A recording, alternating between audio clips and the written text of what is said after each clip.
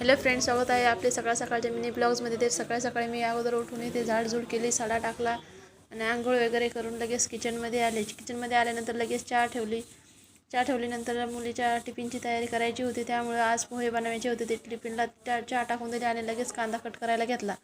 कांदा कट केला आणि लगेच तोपर्यंत चहा आपली उकळली होती।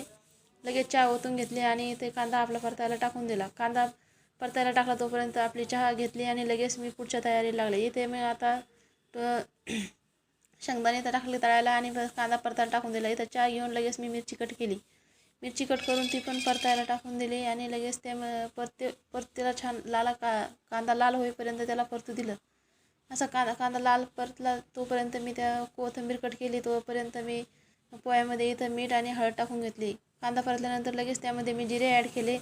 जिरे पण छान तळू दिले। त्यानंतर मी थोडीशी कोथिंबीर ॲड केली आणि त्यामध्ये आपले पोहे सोडून दिले। असे पोहे सोडल्यानंतर त्याला छान असं 5 मिनटं कमी गॅसवर असं त्याला परतून घ्यायचं। त्यामुळे आपले छान असे कांदा पोहे तयार होते। इथं मी मुलीचा टिफिन रेडी करून दिला।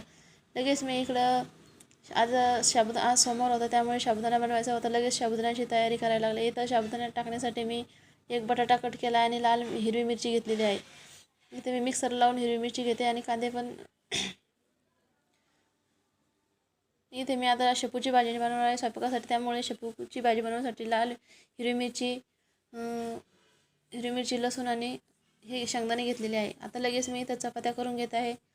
चपात्या झाल्यानंतर इथं मी लगेच तुम्ही बघू शकता ज्वारीची भाकर, पोळी आणि शेपूची भाजी बनवून घेतलेली आहे आणि लोणचं पण आहे। इकडे साबुदाणा पण बनवला आहे। आज उपवास होता, त्यामुळे आजचा दिवस असा गेला। थँक्यू, धन्यवाद।